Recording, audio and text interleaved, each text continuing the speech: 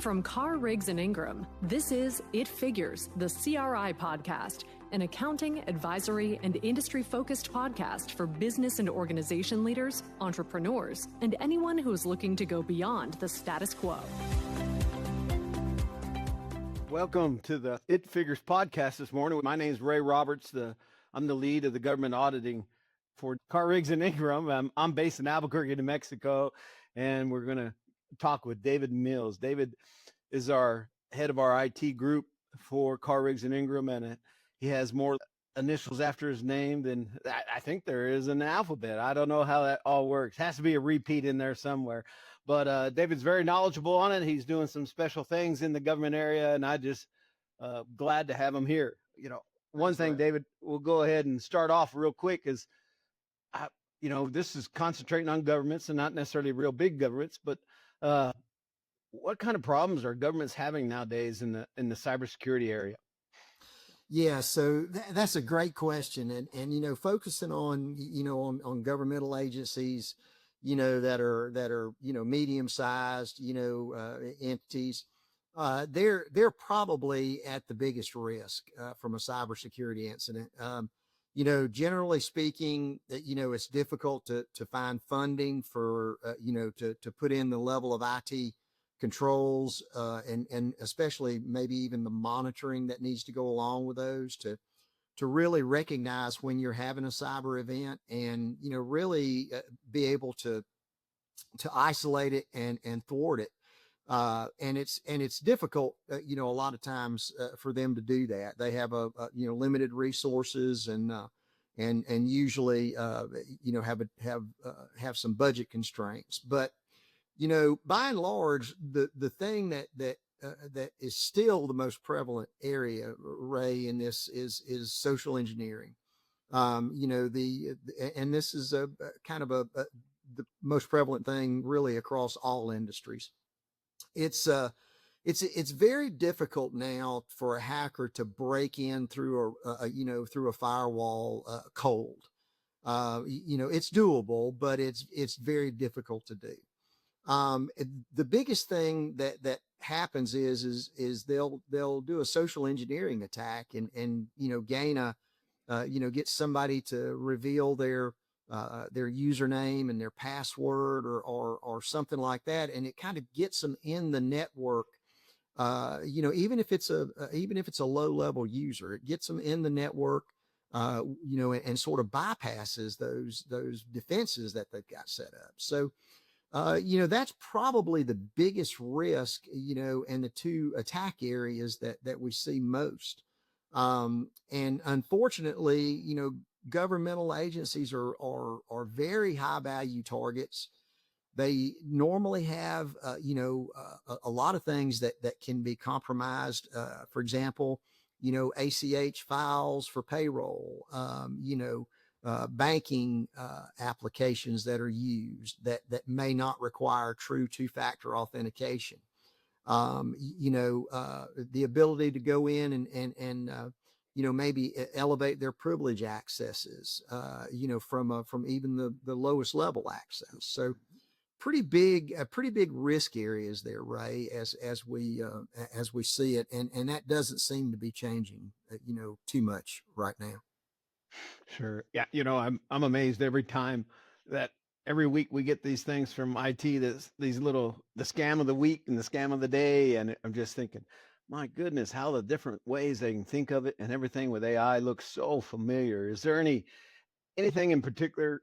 The one I had this past week was people trying to act like a new client and want to set up a Zoom call, and they want you to download a Zoom, and our guy did great and said, no, I'll set up the Zoom call, all that good stuff. Is there anything new in that area that you know of that you mentioned the biggest one, Ray? That's AI. The ability to scam somebody with AI has really increased. AI tools are pretty prevalent. They're fairly cheap. And it's almost to the point that back in the day when you would look for things like, misspellings or poor grammar or broken English, to kind of alert you to an email, See, they can clean all that up now very simply with AI. One of the other things that's a huge issue that I think is coming down the road is the ability to recreate a voice or even an image with very little data using AI to basically start a scam. One of the things that we always are worried about is obviously banking applications, and it's so easy now, to wire money, to do an ACH transaction, through those bank applications, and a lot of the controls that are in place, are manual controls, which are good controls. One of the ones is what I call the old-fashioned callback. So, and this comes into play during this process. So let's say, for example, a high level, user makes a call to the finance department and says, "Hey, we need to wire X to this company or that company." Generally speaking, if they recognize the voice, they may do that wire. And with AI, it's easy to take a voice simulation and actually request that. So I'll give you a good example. You usually have a voice mail, right, where your voice is on the voicemail. Well, if you can believe it, that is enough for AI to actually recreate your voice. So if Ray Roberts is the one that can initiate a wire transfer or request somebody do a wire transfer, then they can sample that voice from your voicemail and call the person that is actually going to do the wire and imitate your voice, right? So and so now here comes the old-fashioned callback. Just pick the phone up and call Ray back on the phone number he's going to answer. So, those are kind of the controls that we've got out there. And I think a lot of times, we're absolutely relying on technical controls, but, some of the old-fashioned manual controls work pretty doggone well when it comes to, to those types of attacks. Yeah, I like to do it, and I like calling it the callback because for us, it gives us a chance to call and talk to our clients. It gives us a reason to reach out to them. For our governments, it'd be a chance for them to reach out and talk to their vendors that are important to keep those relationships and things like that. It's the hidden benefits to trying to be safe that you don't pay attention to sometimes.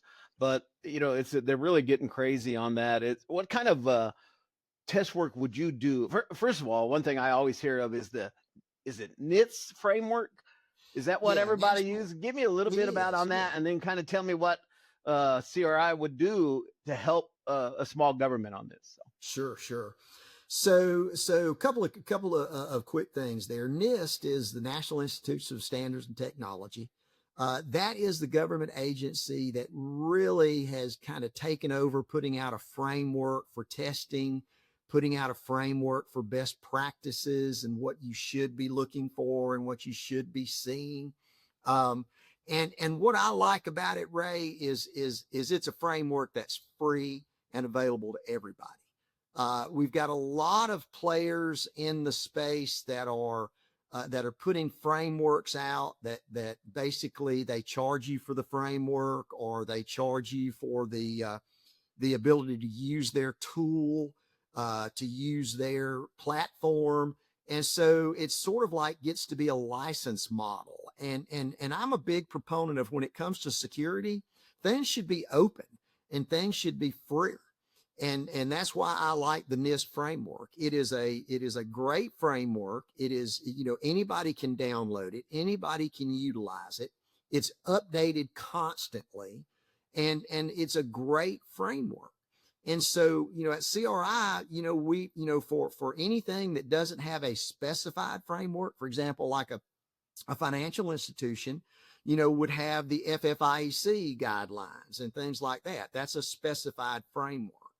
And that's geared toward a financial institution. We utilize those, obviously, when we audit, when we do IT audits of financial institutions. NAIC for insurance institutions.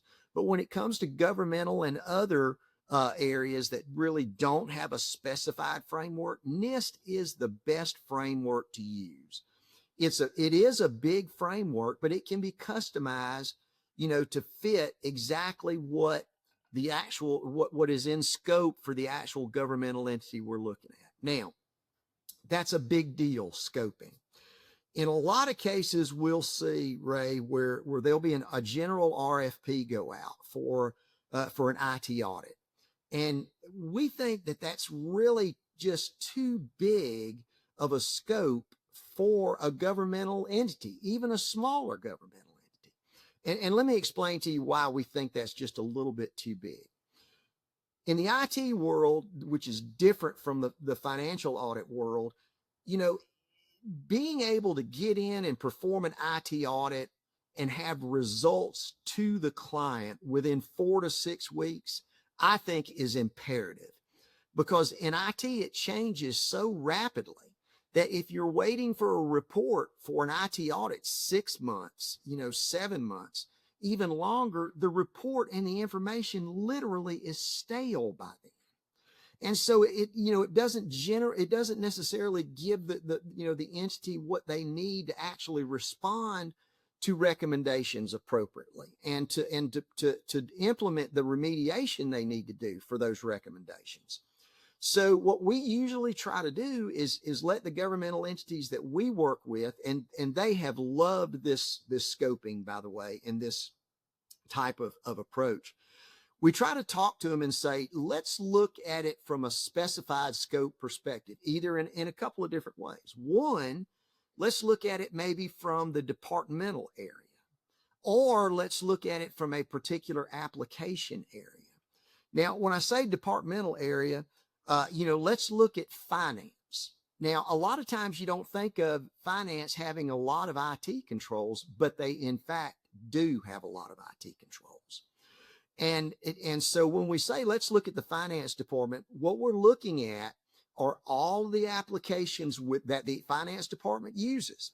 That banking application that we were talking about earlier, that, where they log in to actually do a wire transfer or do an ACH transfer, that accounting application for the GL and the accounts payable, maybe the accounts receivable, all of that type of thing, applies in the financial departmental area. Then there's other IT controls that are controlled by the IT department operationally for that financial area. So, for example, they have computers just like we all do. They log in to a computer initially. Normally, those initial logins or the controls around that are the IT departmental controls. But once they're in, pretty much it's the application controls that take over for the normal financial departments. Things like access controls to their particular, accounting system, access controls and true two-factor authentication for their banking applications.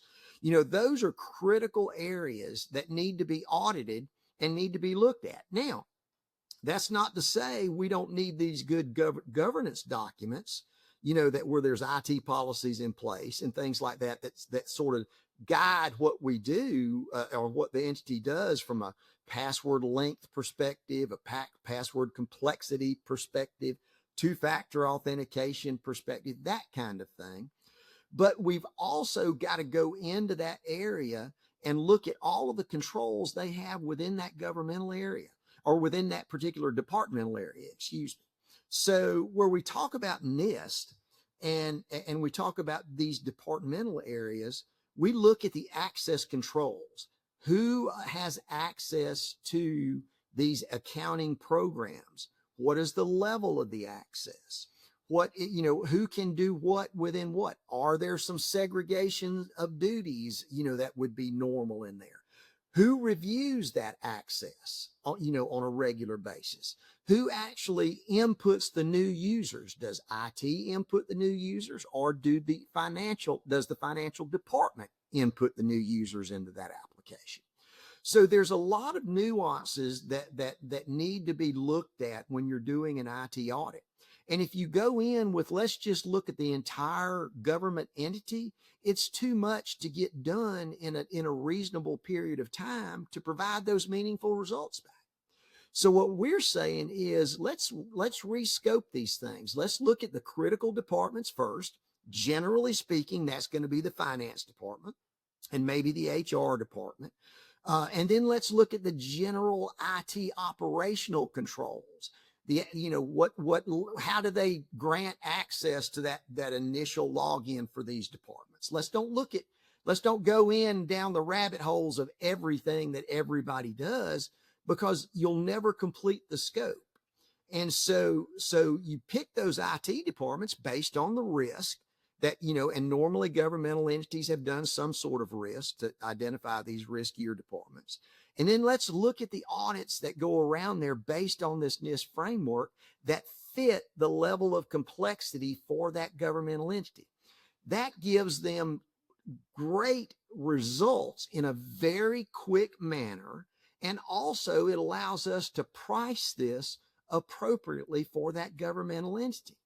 If we just go in and it's just let's do an IT audit, there's literally no way for anybody to actually price that out because the scope is not defined well enough. And so we've seen that the governmental entities that we've talked to about this absolutely love this approach. And so that's kind of where we go in, we start testing, and all of this literally could be done virtually. So there's not necessarily a lot of travel expense involved. We've got this down to a pretty good science with testing virtually, and identifying those areas.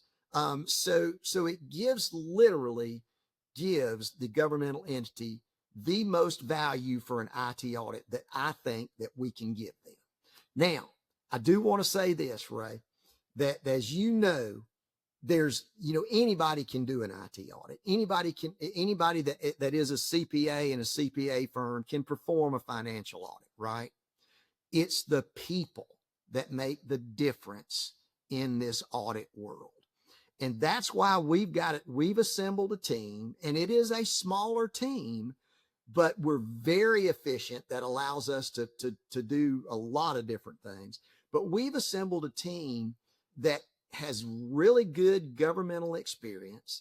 They've got really good communication skills to be able to work with the people in the financial department, not just the IT folks, but they've got the IT skill set to not waste the IT folks' time. And so that's why we generally don't have a very a big leverage down in staff. We have got senior managers and above, because in order to do these audits efficiently, effectively, and in a reasonable time frame, it takes that skill set to do it. So that's kind of, I hope, answers your questions on what we do, to try to help these government entities. Yeah, that staffing is really a big deal. On a regular financial audit, we have to do stuff on the IT general controls, and that's new standards are requiring more and more in that area. And we're finding it's hard. I mean, so we have people that are, that's all they do is do those general IT controls, and they get good at it, they get fast at it, and they add some value to it. So, I mean, for our customers, we just want to make sure that they know that there's something else out there beside that IT general control. That's the standard. That's the absolute minimum. But it's not, at least once, twice a year, at least on our client base out in New Mexico, we're hearing of a phishing attack or ACH, where they'll just, especially they take advantage of the ones with a construction project going on that has some big dollars getting transferred and stuff. And it's amazing how really good these criminals are nowadays, and this will help you internal fraud too, any of this type stuff too. So 100%. And so you've got internal threats obviously going on there as well. So that's, again, goes back to kind of the access controls and how they're reviewing their access controls. The other area that we talk about a little bit in this, from this scoping perspective, is a lot of governmental entities may have a police department, they may have a court system, they may have, a water department. And those really have a lot of IT nuances that are very difficult. When you start getting into police departments and courts, there's things like siege systems that are very, very controlled, and so it's very difficult for us to get in and do a little bit of so normally those things we like to keep out of scope because they're very difficult, and there's already a large amount of controls in there, based on from the state, auditors and things like that. But, when you're looking at, finance departments, you're looking at HR departments, you're looking at the IT department, in general, and maybe even a water department. One of the things that usually would be a scope in and of itself because of all the new complex meter reading systems that they have. They've got wireless meter reading systems. They've got applications that communicate from the truck all the way back to the billing system. So, all of those are have IT controls in them. So that's a way different scope than a financial department. And so, when you look at that financial department, there are a lot of insider threats, just like you say. Where you've got payroll that is normally pretty large in a government entity. And those ACH files that get sent to the bank, if they're not protected, as you probably know this, they're just literally a text file formatted in what's called a notcha format. And so if those aren't protected, then they're editable prior to upload to the bank to actually perform that ACH transaction. So it's conceivable that another little account could be added with a payroll that ACH goes into the bank and it would fund it. Right. So now, how long before that's discovered? Who knows? Depends on the controls. So the protection, just things like that are very difficult to think about. The protection around that just one little file, and normally they're just sitting in a file folder somewhere. And so you got to make sure that folder is actually protected. So again, those are some of the nuances that we like to look at, as part of this process. So, we can get into, some in-depth testing. We may be able to, to look at, do some penetration scanning, although, oftentimes that, again, for a large governmental entity, that's, again, you've got to really define that scope.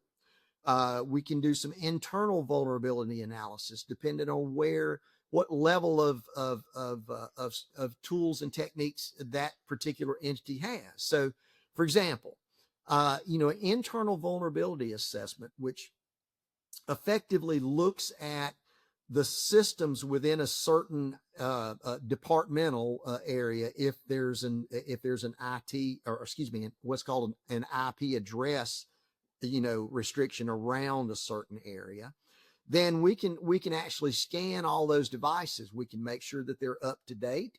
That's one area that we really look at, is this change management controls, because that's, again, how, if somebody has a foothold into the network through a social engineering attack, if they can find a system that is not up to date, they may be able to leverage and exploit that system. Same with the applications that are out there. So this internal scan can actually go through, look at weak areas of the system, look at the change management level and the operating system level and the patch level that is being performed. Sometimes the smaller entities don't have that vulnerability tool, and some of those vulnerability tools can be quite expensive to actually run on their network to see where they are. So a lot of times for even the little smaller entities, we're able to do that and provide a good baseline on where they are at that particular point in time. But again, that's one of those things that you want to do and you want to have the results of quickly so you can remediate. You can't wait 8 months. Right. Could be already over for you. Yeah, boy, this time went by fast. One thing I'm getting from this whole deal is you got to do something and you got to get started. You know, do, Ray. and the way you mentioned it, by starting with the riskiest departments like finance, and then go to something different and just start it, and maybe come up with a plan, whoever your IT management or supervisory committee is, and just have a plan over like a 3-year period to make sure the whole city or the whole government's covered. But start with that, but just get started on this part. 100%. And You're that's where absolutely we'll right. end on this. I appreciate your time, David. You know, and as always, you're a wealth of knowledge, and makes it easy for a guy like me that only has to ask 2 or 3 questions and let you run with it. So I appreciate the time and all the information. So, Absolutely. Thanks, Ray. all right, take care. Goodbye.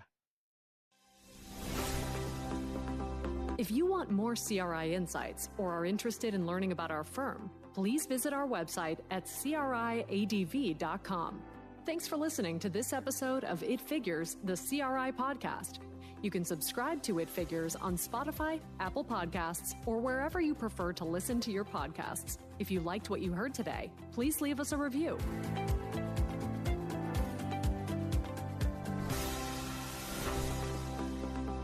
CRI Advisors, LLC is not a CPA firm. Assurance, attest, and audit services provided by Carr, Riggs & Ingram, LLC. Carr, Riggs & Ingram, and CRI are the brand names under which Carr, Riggs & Ingram, LLC, CRI CPA, CRI Advisors, LLC, CRI Advisors or Advisors, and Cape & Krause, LLC, Cape & Krause CPA, and CRI Cape & Krause Advisors, LLC, Cape & Krause Advisors, provide professional services. CRI CPA, Cape & Krause CPA, CRI Advisors, Cape & Krause Advisors, Carr, Riggs & Ingram Capital, LLC, and their respective subsidiaries operate as an alternative practice structure in accordance with the AICPA Code of Professional Conduct and applicable law, regulations, and professional standards. CRI CPA and Cape & Krause CPA are licensed independent certified public accounting firms that separately provide attest services as well as additional ancillary services to their clients. CRI CPA and Cape & Krause CPA are independently owned CPA firms that provide attestation services separate from one another. CRI Advisors and Cape & Krause Advisors provide tax and business consulting services to its clients. CRI Advisors and its subsidiaries, including Cape & Krause Advisors, are not licensed CPA firms and will not provide any attest services. The entities falling under Carr, Riggs & Ingram or CRI brand are independently owned and are not responsible or liable for the services or products provided or engaged to be provided by any other entity under the Carr, Riggs & Ingram or CRI brand. Our use of the terms CRI, we, our, us, and terms of similar import denote the alternative practice structure conducted by CRI CPA, Cape & Krause CPA, Cape & Krause Advisors, and CRI Advisors as appropriate.